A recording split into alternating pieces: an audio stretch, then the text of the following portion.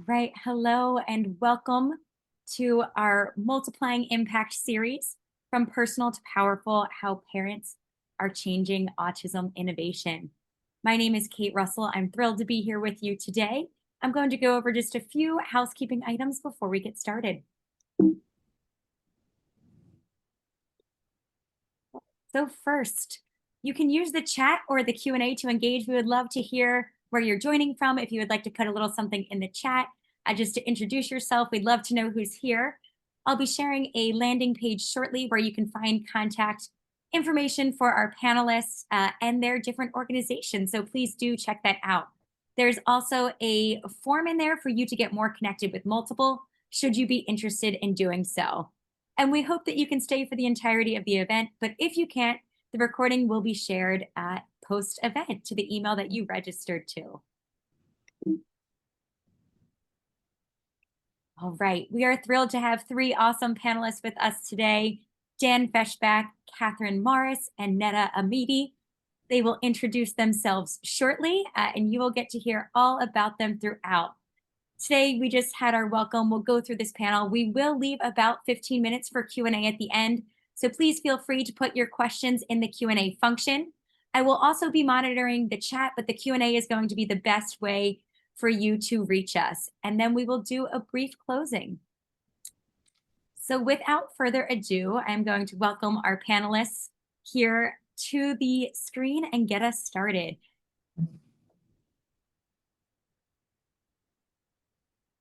Awesome. We have Dan and Neda and Kathryn. Wonderful. Well, thank you so much for joining us. I'd love to start simply. So tell us a bit about yourself, not just your work, but your life. Where do you sit in this ecosystem, and what's your connection to autism innovation? Dan, since I think many here are familiar with you, we'll kick it off with you. All right. Thank you. I'm excited about this session, and particularly inspired by Neda and Kathryn and the work they've done. But I'm the founder of Multiple. I'm the father of Reed Feshbach, who is a limited speaker and learning to communicate through a letterboard. And he's my inspiration for everything I do. Thank you, Dan. Kathryn. Hi, everyone. I'm Kathryn Morris, and most people, my introduction will be a little bit longer. Thank you, Dan, for including me and being the visionary dad, person, and entrepreneur and ecosystem builder that you are, and noticing the work that I'm trying to do.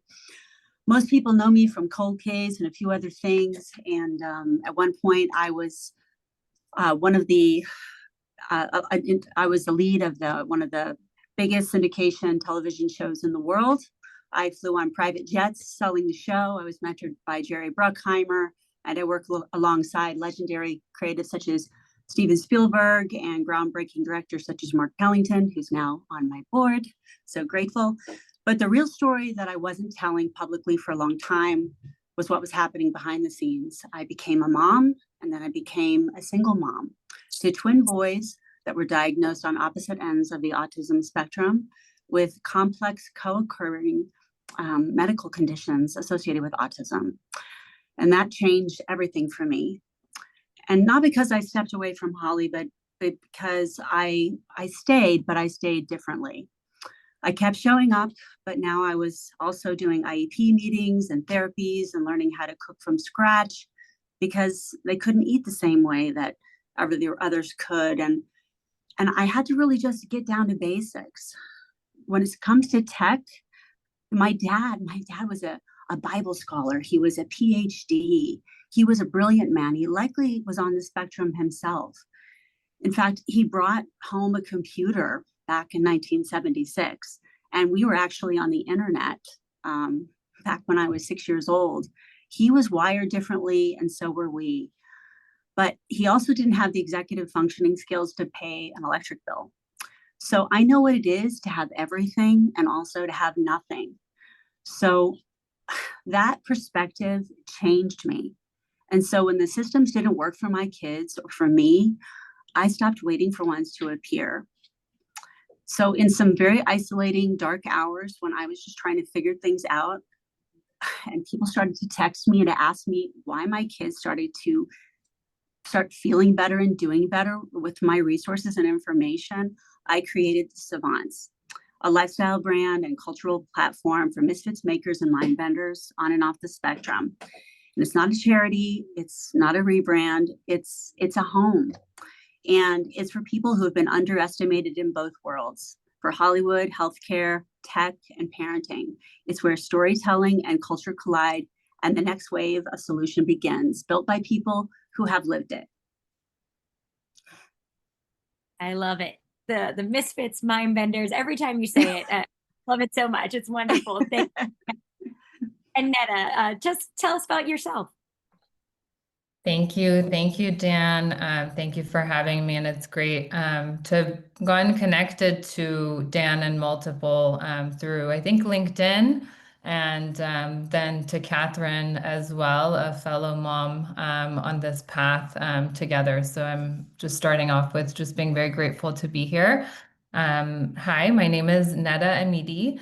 I'm a mom first to two adventurous and joyful little girls, almost 5 and 3. And my connection to autism is personal. I'm a proud mom of a neurodivergent daughter.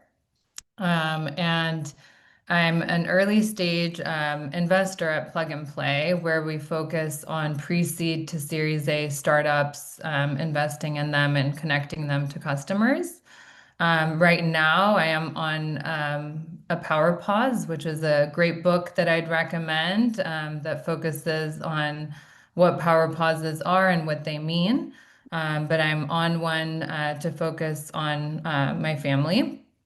And I married my college sweetheart, who's my partner and pillar through it all, the past 9 years, but in particular, the past couple years with all the,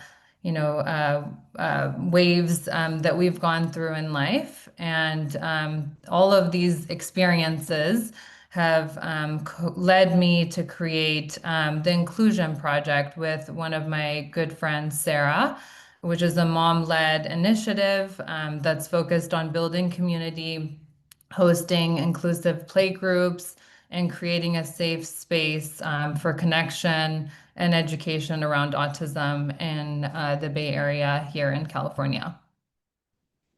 Wonderful. Thank you so much. I'm going to add that book to my cart, learn a little bit more about power pauses. It sounds incredible. So the four of us here, right, we've had some conversations before, and you've each talked a lot about parents, not just as caregivers, but as innovators, and also as an overlooked consumer group in autism tech. I know it's a big question, so we'll spend some time talking about it, but what do you think the world is missing when it comes to the power of parents, both to build and buy the solutions they need?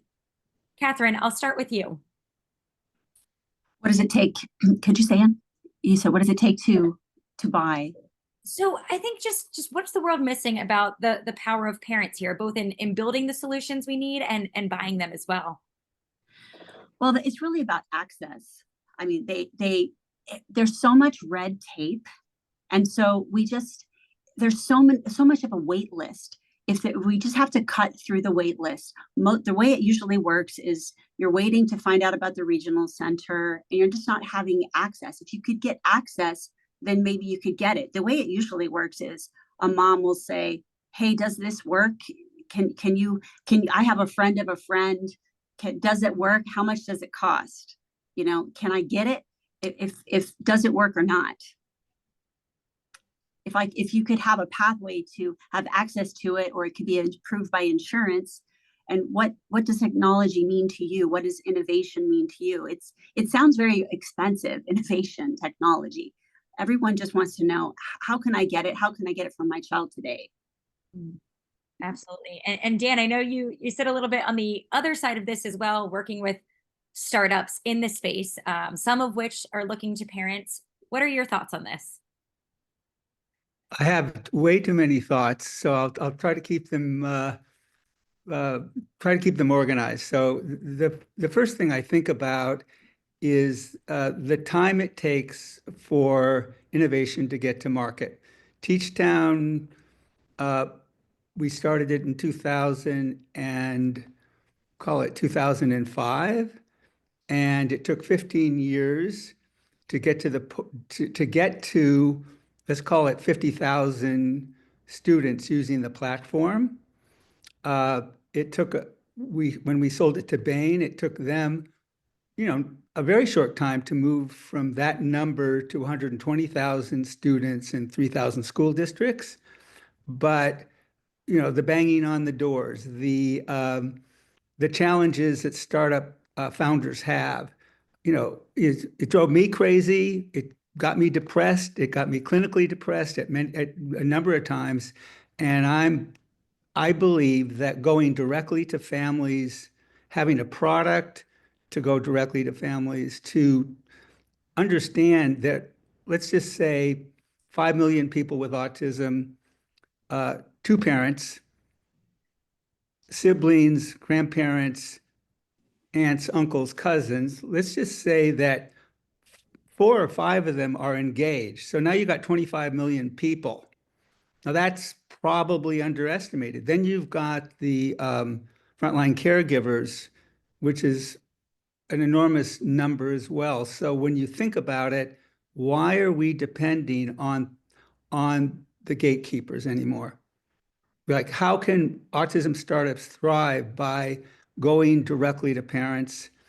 Parents can bring it to the gatekeepers at their schools, in their clinics, who often take years to pilot projects before they'll ever use it, and on and on. So, like, I'm motivated by many things, including the pain I feel as a parent, how long it's taken my son to begin to communicate. And I truly believe that if I had started with families and did not work institutionally, I might have been self-sustaining earlier and less dependent on outside capital and the whims of the people that make those decisions.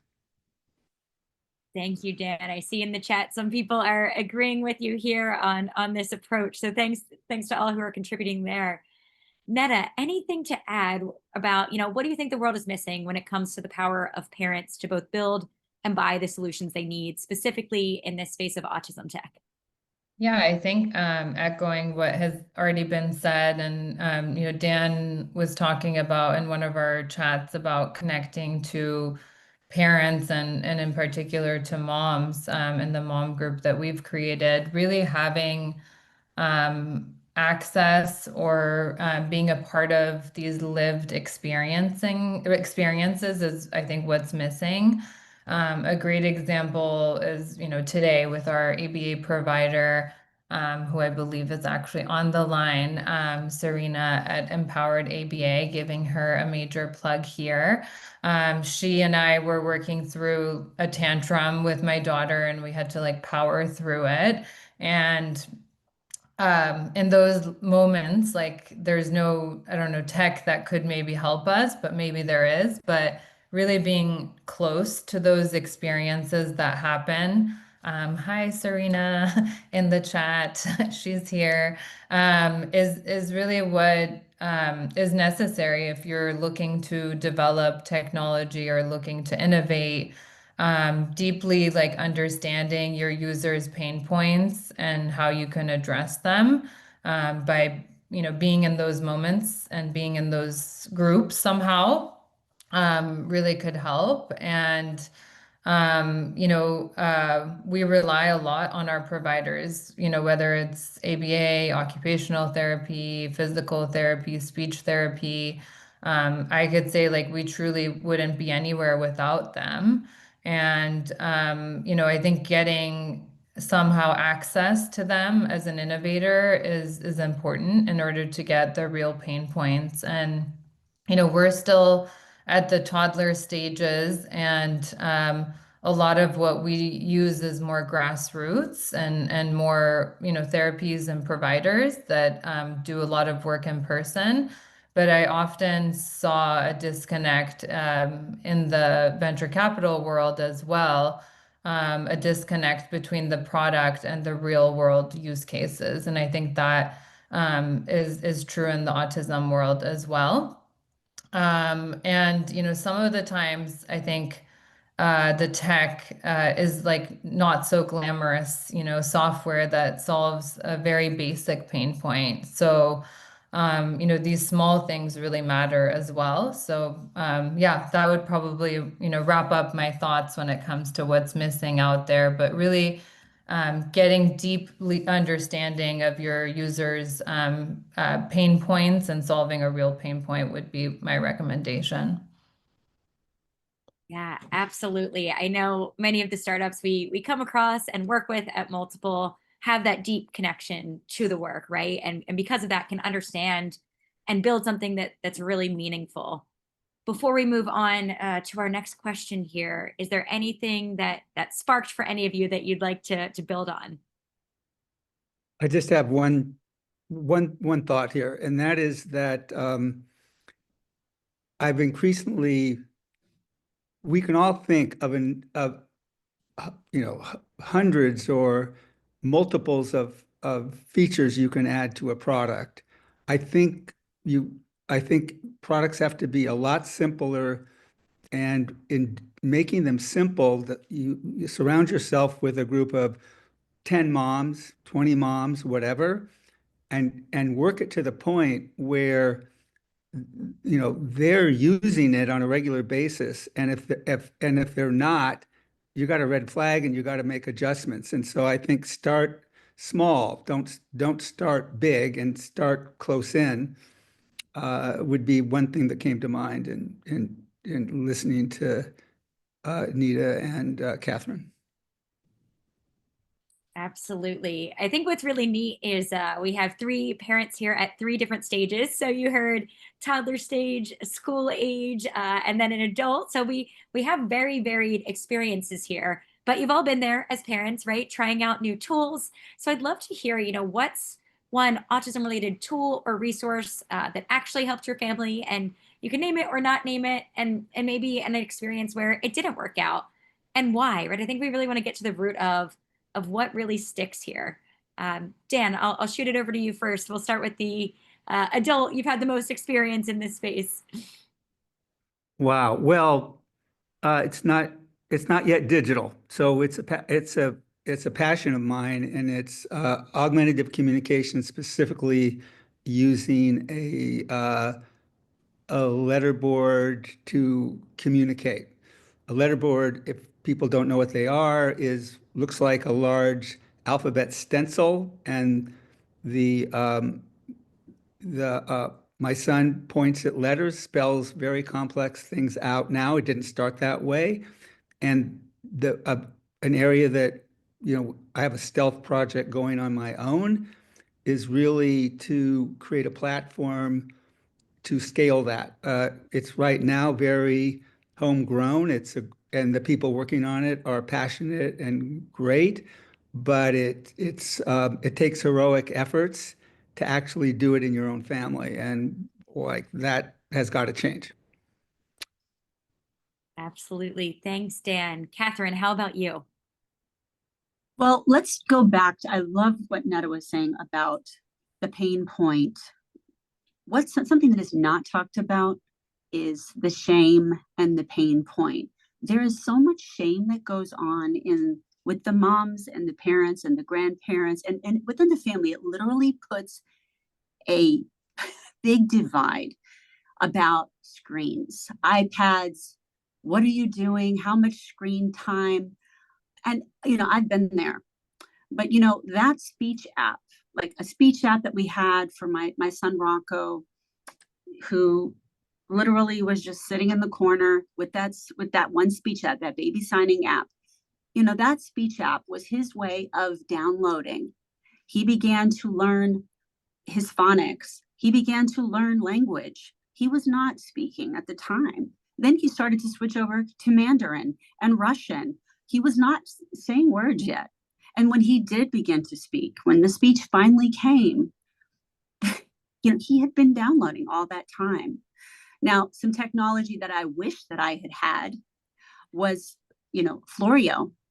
when I stumbled upon the Florio booth at the Autism Investment Summit, and I saw that technology, and I said, oh, wow, I could have used this a few years ago, because we were never able to eat outside because my son did not understand the street. I already spent private funds to hire a private ABA therapist while I was on, waiting on a wait list forever, just so we could attempt to go out to eat a meal, so we could learn and work on that. And that, that's just too long. I mean, I had the resources. It's just too long. I had two. And, with technology that's coming, every single one of your demo days, every one of, to have a personal conversation with David Ruttenberg about CDX, my son has the same seizures. Wearables. If you can take care of the mom problem, if the mom can have her mental health, she can wear the stress, and the cortisol level is through the roof, because she's got the kid 24/7. She might have a couple of hours of ABA, but she's got that kid 24/7, and the fathers also need a space to, both sets of parents. But this is where I feel like we've got to bridge the gap with access. If parents could use it too, they're going to do the research and develop it themselves before they try it on their kid. Access, early access, removing the shame about technology, because if it works, it works. If it's going to give more independence a little bit, and if it's going to be something that they could afford, as opposed to a family member saying, here's another book about autism, and let me give you a bunch of unsolicited advice and judgment. There's plenty of that. Yes. Thank you, Kathryn. I love how real you are, right? And that's I got to keep it real. Unity, and finding there's people who get it and who understand. So thank you for sharing. Neda, anything to add here? Yeah, I love first all the activity on the chat. I was gonna kind of highlight that, and I find that in these different gatherings online and in person, people in this space are just so interactive. So I just wanted to give major shout out to the audience for being so engaged and commenting on what we're all saying in the chat. But also commenting on what Kathryn and Dan have shared. I know Dan, with the letterboard, sometimes we love documentaries, but sometimes we don't. But there was one with Michaela's voice around letterboards. That was a 23-minute documentary that I thought captured, letterboards in a way that I think for everybody to understand. And it was very short and to the point. So I would just maybe give a little shout out for that documentary. And I think Multiple's platform around being able to like get a glimpse into the startups in the space. Like I remember our first conversation, I couldn't like stop taking notes. Everything that Dan said, I was like writing down writing down in here. And so, parents are hungry for tech and for solutions that are out there. And with, Kathryn, and what you said around safety, I know we were texting over the weekend. I was in Santa Monica, not too far away from her, but she was traveling. And we were just talking about how much our kids love the ocean, and how like safety with the ocean, is not something that they're super cautious of. And so, there's some things that are real life problems that aren't tech as well. And I'm just, again, grateful to be with you guys on this Zoom, but on this path. And now I'll go into the things that worked and didn't work for us. Kathryn, did you want to say something? I wanted to, okay. Was it? Yeah, no, I'm grateful. Well, just to mirror, first of all, I'm just a text away, and I'm so grateful to have you now as a mom friend. And that's really how it works. It's so quick. It's like, hey, you know, we grab this picture, but we know the story behind it. And that's what goes on social media, you know, TikTok, Instagram. These moms have a whole mom culture going on. And that's what happens. There's an instant new lifestyle change, there's a new culture change. And it doesn't matter, Neda being, you know, plug and play, it doesn't matter. Now we know each other and we understand. And that understanding needs to happen in a practical way in the marketplace, in the culture, in the community, in neuro inclusion. You know, we could do walkathons all day long, but we have to solve some problems here. So I'm just a text away, Neda. Go ahead. So true. Love it. And yeah, I think, you know, things that have worked for us, given that we're at the, you know, toddler stage, you know, I was a bit hesitant at first, but once we got on board with a AAC device, it's been a game changer for us. And we, you know, went for something that's more streamlined, and like mainstream, not streamlined, mainstream, Proloco to go. And for us, it's been intuitive, easy for us as parents to program and customize and change as we've needed. And it's really accelerated my daughter's language development. So that's one that's working. One that is in progress is Reimbursify. I've used it just recently and waiting on the claims being processed, and they're an app that's used for submitting out-of-network super bills. If your insurance requires you to submit like one by one like sessions, they kind of like automate it and make it a lot easier. So I've tested it out with one super bill and waiting to see how long it takes and how automated it truly is. So that's one that's in progress. And then one that didn't work out, and not because of the solution or the technology, but because I think my daughter was too young at the time, was the QT robot by Lux AI. It's a cute little robot that's like the size of back then my 2-year-old who's almost 3. And it has like a cute little face with like a screen, and it teaches a lot around social skills, emotions, kind of do's and don'ts, and can really work well with your providers. And my daughter was terrified of it. Like as soon as the thing like blinked its eyes and kind of smiled and said something, she was really scared, and she would just sign like all done.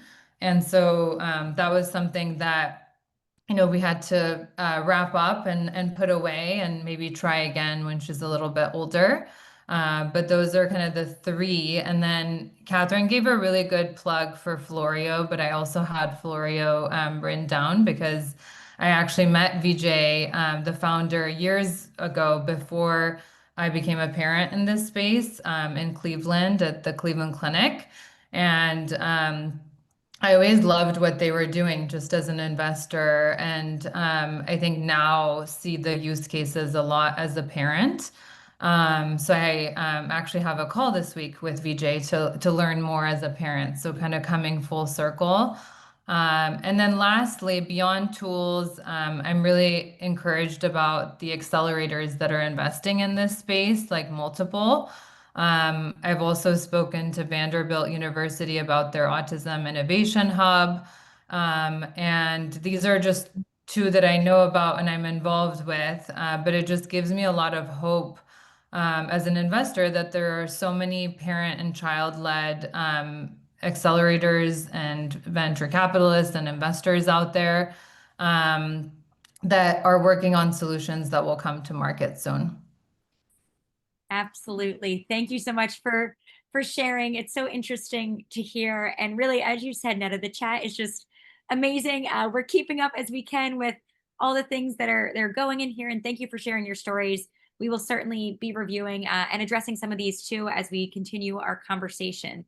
One thing John actually put in the chat, it's one of Dan's famous phrases here. He often says, you know, we need to move at the speed of families. And in previous conversations, Kathryn and Neda, we've talked about this, and it's a phrase that resonates with both of you. So I'd love to hear your perspectives on, you know, why does innovation move so slowly when parents clearly have this appetite and they're moving so quickly?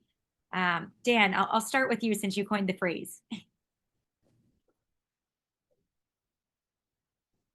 We have you on mute, Dan. I'll have to have you come up here. Yeah, don't get me started. It could be a long monologue, but it's been there from the beginning. Time is our enemy as parents. Time is the enemy. And so it's so frustrating as a parent. I'm sure everybody will, in this audience, that has an autistic child or a neurodivergent child, maybe with ADHD, and you watch the pace of the system and how, when I was CEO of TeachTown, how long it took to get a pilot going, and the clinical the RTC randomly controlled clinical trial that we did with the LA school district held no water anywhere else. So and so working at the speed of families means, like, literally, to me, it's everything. It's like, I am tired of waiting. I think we're all tired of waiting. And, we have to figure out how to do the big, I'm going to call them RX innovations, and at the same time be able to do over the counter. And sometimes maybe those RX innovations like Florio can also be offered over the counter. And so offering over the counter and going directly to families. And in the chat, one person said, aren't the social media giants the same gatekeepers as what you're dealing with? And my answer is Facebook groups. Literally. Like, you don't need to spend a gazillion dollars on this. You can, and I'm no expert in social media, and I'm no expert really in marketing to families other than like my instincts and what I'm doing today. But so I guess the big takeaway for me is get close to families as quickly as possible when you're building your idea. Like, moms should be able to use it and not feel overwhelmed by it. And moms should be your primary target at the beginning, or that frontline caregiver, that frontline professional. And like, going to the school district administration, to me, is a waste of time. Slack did it the right way. Slack went to their end users first and then penetrated the large corporations. And I think we need to take a page out of that playbook in a big way. Thanks, Dan. Kathryn, I see you nodding along, and I know you talked a bit about access earlier, but what would you like to add to this? All right, Dan, you're just so cool. You just inspire me so much, and you're just so humble. It's just, working in Hollywood, they say we need a unicorn before lunch, and someone says, can I leave? Can I leave? I'll have it. Let me go. Can I go to the store now? Like, they will get a unicorn by lunch. So when I needed solutions for my kids, I said, I'm not going to sit around and wait. By the time they say we're ready to have an hour, a year and a half, hi, I'm calling you for your parent training. Are you kidding me? I'm like, are you kidding me? Parent training? And like, I've already called 10 people. I've called Lisa Ackerman from Taka. I've got 5 moms. It's sort of like this founder Courtney Moore from The Missing Piece. She's told me about huge Facebook groups. I mean, we're friends. Moms solve problems themselves on TikTok, on Instagram. These moms are going rogue to solve their problems, and they are your audience, and they are your R&D, and they're right there, and it's not like we're trying to sell them something. They really need to be connected right away, because they're all in a race to have their kid get independent. I mean, they want to be able to say, hey, can we ever go near the ocean? Because I'm afraid that my child's going to elope. My child's going to elope. I mean, I've had 5 locks on my house. I've done that. I've had to call the school and say, I need to make sure that you support me so that he won't elope to the curb when you let him out of the after school program. Can you support me with that? They're like, oh, the after school program ends at this time. He's not my responsibility. I'm saying, yes, but he is. I have 2. You know, we're on our own. We're on our own. So we do have to move at the speed of families. So that's what I have to say about that. Yeah, and meeting families where they are, like you're saying, right? They're on social media, they're in the school pickup line, right? You have to find families where they are. Mhm. Neda, what do you think about this? Why does innovation move so slowly when families are moving so fast? Or anything else that you might want to build upon with Dan and Kathryn? Yeah, I mean, I think, you know, and this is something that like now I see as a parent, that the speed of families really resonates with me because when you're in it, like everything feels urgent, you know, and you're willing to do whatever it takes, to get your child whatever they need, whether it's for communication, whether it's for, you know, regulation and you know, stemming or whatever, you know, you may be having that's going on in that moment. And nothing else will matter in that moment. And so I think, you know, when you are in a parent's shoes, you just move in a different speed and a different cycle. And things just change like every day or every hour or, you know, every few days. So the cycles that you move at are a lot faster, but also being on the investor side and the innovation world, I know that funding takes time.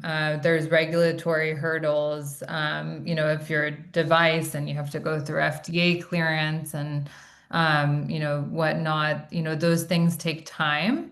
And I think right now there's that lack of connection between what families really need and what's happening in the market that's kind of outside of the control of the parents and even sometimes the founders. Yeah, but really the truth is like, you know, both sides kind of need to move at some pace that, you know, technology can come to market and help us help kind of build for us what is needed and fill in that gap. But you know, we're just moving at 2 different speeds because one is like living in it and one is trying to bring a product to market, and that just takes a lot longer. Absolutely. And then I'm actually going to come right back to you because I think you're on a roll and have a really unique perspective with this next topic. Is, you know, what is one thing that founders or investors, funders could do differently starting now to get solutions into homes sooner and at the right price point? Yeah, I mean, Dan was asking if he could come to our mom's night out. It's once a month. It's every like second Wednesday of the month. And I think, you know, it's something that I would love to ask the group, but having you know, technology providers and startups join those groups and get in the room and listen and see what are the pain points that these parents are sharing in these small communities, and to iterate based on what they're hearing. And really build something that's a must have, not a nice to have. That would be my recommendation. I love that. Thank you. Kathryn, what's your perspective here? That's such a great question. You know, I really just feel like there needs to be the mom and dad culture needs to be addressed. You know, I went to the Autism Investment Summit and I met all of these ABA, all of these big bosses, and a lot of them didn't know what an IEP was. And they said, well, if we what could we do to get the parent participation? what could we do about that? And I said, well, and they said, and the iPads keep getting broken. Why is that? I said, because it's the preferred activity. And because you have a BCBA coming in and telling the parent how to behave and what to do, but you're not dealing with the family. You're not actually dealing with the mother and the father and the stress. And you know, you and I have talked about this before, Kate, coming from your OT background. How many OTs sessions start talking about with the OT, but end up in a puddle of tears where the mom is talking to you about her personal breakdown? And so we have to address the whole family. There really is the culture, which is what I'm doing with the Savants. I mean, is there anything more besides Love on the Spectrum? It's a phenomenal show, but is there more than Love on the Spectrum? There's so many stories. I want to know the story of Dan and Reed. I want to know this. I want to know the stories. I want to know the full story. These are hidden stories that really are the whole picture behind the products, behind, you know, like, for example, like Jack of, you know, of Neuropool. He's my son grown up. You know, he's one of my children. And every mom wants to know that their kid is going to be okay. We want to know, will my child grow up? Will my child be independent? That's all they want. So we have to get in there. And that's what they want to know. Absolutely. Oh, sorry. I was gonna say, speaking of shows and feeling that your child is gonna be okay, like for me, Attorney Woo was like the show because there's so many similarities to my daughter. And yeah, I think, everyone kind of sees their own child sometimes in these and just seeing that they are, okay.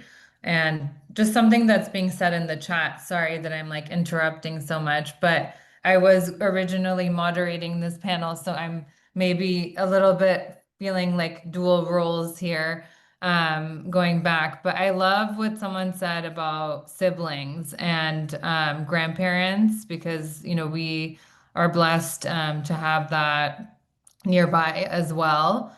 And I think neurotypical siblings sometimes are, our providers are amazing, but sometimes our neurotypical siblings can be like, the best therapists as well. And having grandparents and others around to support is a big part of the community and ecosystem and families. I'd love to add one thing to that too, which is it is complicated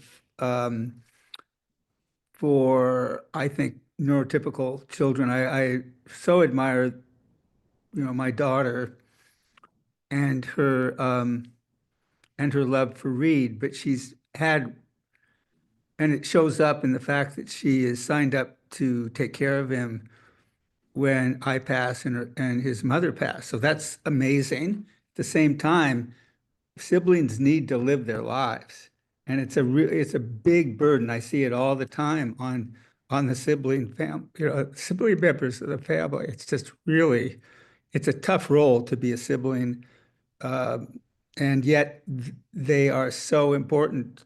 My daughter and son-in-law are so important to my son. Absolutely. Thank you all for bringing the human side and the story side into all of this. And I think we even saw some of this in the chat, right? There's this push and pull between we have this amazing solution that could help families and families being like, we just want to connect, right? We don't want to be sold to, right? And I think there's this push and pull that we see on the multiple side in the accelerator, right? Of how do we get good tech to people who need it, while also acknowledging the complexity of all of this. So just thank you for bringing so much nuance to this conversation. We are going to go to Q&A soon. So if you have some questions you want to drop in the Q&A function, please do. But we're going to end with one last question for our panelists. I think you've heard it, right? This work is personal, it's important, and it's sometimes difficult. So what is your mantra that keeps you grounded and moving forward? Neda, I'll start with you. What's your mantra that keeps you going? I just wanted to acknowledge and thank Dan for sharing, his perspective on siblings as well. I think, as you mentioned, Kate, like all of us are in a different stage, and I think about my 2-year-old being, in her 30s or 20s later on, and what the weight that Dan is feeling and what he's sharing. So just wanted to say thank you for sharing that as well. And with my mantra, faith for us has become a grounding part of our family values. And one prayer that I actually carry with me in my pocket and do share with others when they need it as well is the serenity prayer. And so I carry this around, and it has the prayer on the back. I think it's like a AA coin, but it doesn't have like the years. It's just like a serenity prayer on the back. But for those that may not be familiar, I'm sure many are familiar. I will just read it out and leave you with it. But it's God, grant me the serenity to accept the things that I cannot change, courage to change the things I can, and wisdom to know the difference. Thank you, Neda. Dan, we'll go to you. Wow, I love that. Mhm. I have just a very simple thing that I do. I don't really have one, I'll call it one place I go, but I do every day. As well, I wouldn't say every day. I meditate every day, but I think about the good things that happen to me every day, and usually starting. It could be at multiple, which is so energizing. It could be with a startup founder that's so energizing. It could be a conversation I've had with Kathryn or Neda. It could be, just the gift of being healthy. So, I think about those things, but a lot. And I think everyone who's in this journey should have, their time to really be able to settle themselves. Because if you're not settled, nobody around you will be settled. Thank you, Dan. Kathryn, would love to hear your mantra. So good. I'm thinking about this around the time when my kids the twins, they both just completely stopped sleeping. And I had a baby nurse who came back to help because she knew that it was not good. It was tough. And I just wasn't going to sleep. And she was really experienced lady. And I think she knew that I was going to be in it. And one night she said to me, she says, in my experience, you just have to remember that whatever phase that they're in as a child, as a baby, as a toddler, that whatever it is, that they're only going to be in that phase one time. So take it in for everything that it is, the rough part, the beauty part, every single ounce of it. And, with developmental delays or all of these words that come, I've never forgotten that, because milestones, the age of your child, when they tie their shoes, when they do, that all just disappears with autism. Like, you just let it go, so that when they do that thing, it is so much sweeter, because you've really been in the moment, in the process of getting there. And so there isn't a day that goes by. One of my boys, I remember I said, "Who's my magic?" And he said, when he began to speak, he said, I'm your magic." And yesterday, because he's in a magician class, he said he did a magic trick for me. I mean, that's a leap. And I'm taking in the entire process of that, every single moment of that. So that's taking it all in. Yes. Well, thank you all. That was just so beautiful, all three of you. I appreciate your reflections and your insights. really everything from personal to business. We covered it all here today. So thank you for sharing yourself with everyone here. We do have a little bit of time and a few questions, so we'll continue the conversation, but just thank you for that.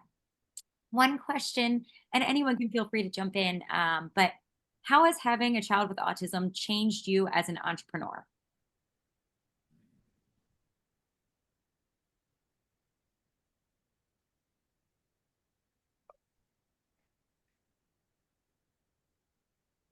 I'll jump in. So, wow.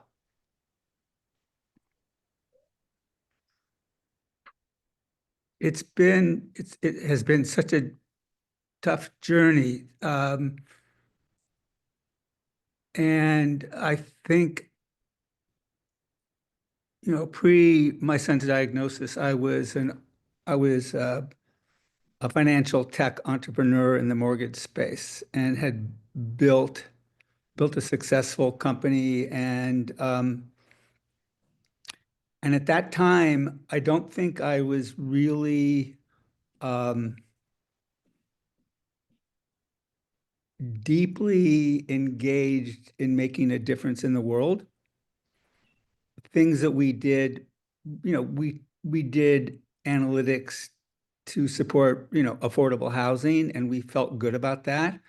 But it's totally turned me inside out, and it made me, so appreciative of what I have, but also just, feeling feeling what other parents feel and using that as power, and using my sadness, but also my happiness, uh, and realizing, look, we're only on the planet for so long.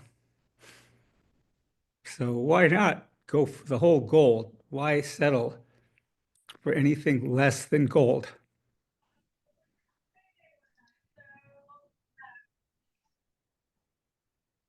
So beautiful. I want to give Dan a virtual hug.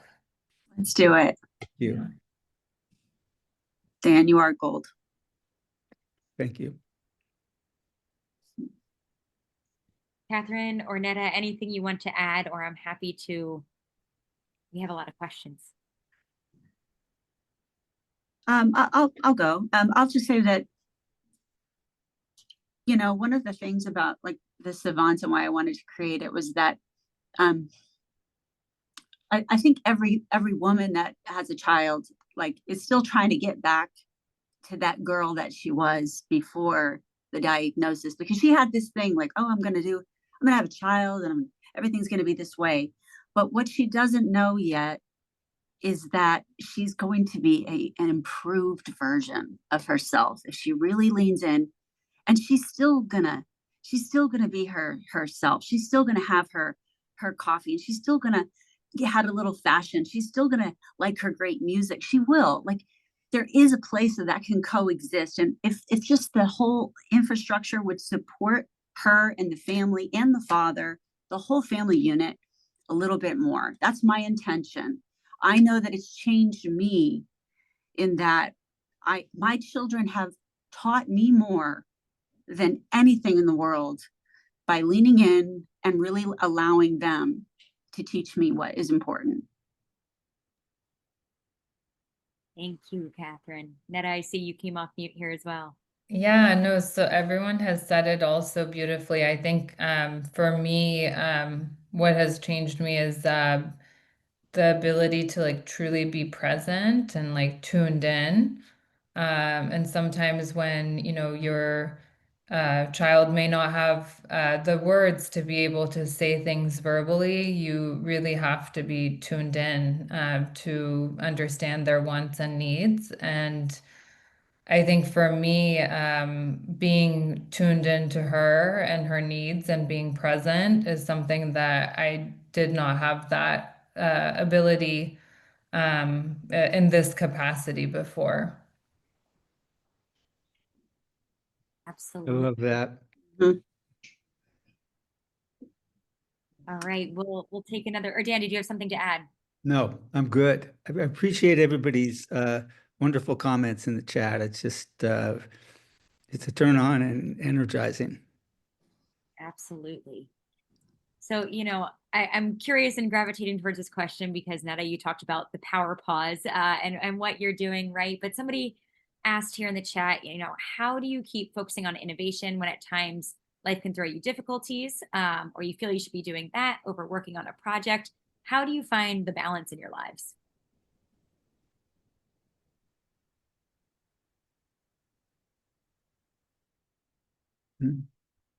I think I want to take a screenshot of the chat because sometimes I hear the chat goes away, like you can't save it. I Thankfully, want we'll to save. screenshot. But yes, please do. It does save. I love it. It's like Great. I want the chat will be my new mantra. Like I love it. to. Just read it every morning. But I think it comes and goes in waves, and you have waves where you have the time and you have like the, capacity to look at what is out there, and sometimes you don't. And so when you're on that wave where you can see what's out there, you kind of see what's out there. And when you don't, you don't. But I think something that, Kathryn said and something that Dan said that really stuck with me, is like the importance of, taking care of yourself.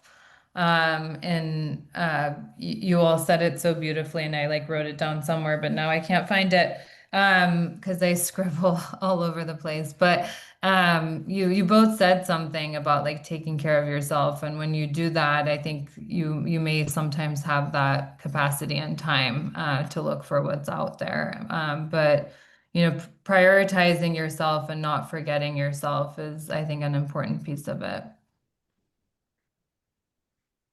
I had a hard time. I was afraid of if I pressed a button, I was going to mess up the Zoom. I just see that my mom is in the chat. I love you, Mom. Shout out to grandparents who are fully accepting of our children. There's a lot of things that I put up, to educate people on our website so that we can lean in and learn and just have that support.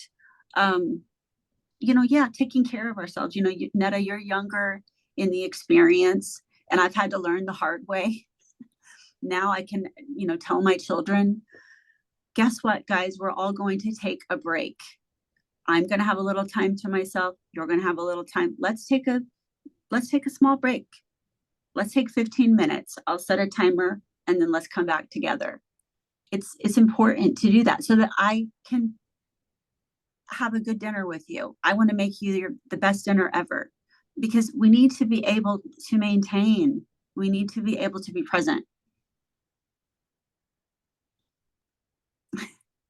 Just to join in on this, I find it's easier to talk about taking care of yourself for me than all the time doing that with, on top of everything else, my daughter and my son-in-law are both entrepreneurs. And so sometimes my son-in-law calls me last 2 days. I just absolutely adore him, and I adore the fact that he will call me up and wants input on his sleep apnea and snoring startup. And so I often don't set a limit. I would never set it on him. I have a hell of a hard time setting limits when I want to talk to an entrepreneur. And so I don't sleep. I sleep pretty good. I get my 7 hours, but I will work, and I guess I always often feel behind. But all that said, I love the work, and I do get my time, but it's sometimes it gets compromised. Absolutely. Well, I feel we could talk for 3 more hours here. There's just so much to share, and the three of you have been so wonderful. Please do keep up with the work that all three of these panelists are doing. Somebody asked in the chat how we can stay in touch. I am dropping in a link there that will give you more information on the Savants, on Plug and Play, on Multiple, and on our 3 panelists here. But again, I can't thank you all, the panelists, for sharing so deeply with us, and for the audience for being so deeply engaged and sharing with us as well. It really was a special space here for the last hour. So thank you. We hope to stay in touch. Please reach out anytime. Thank you, everyone. Thank you. Thank you.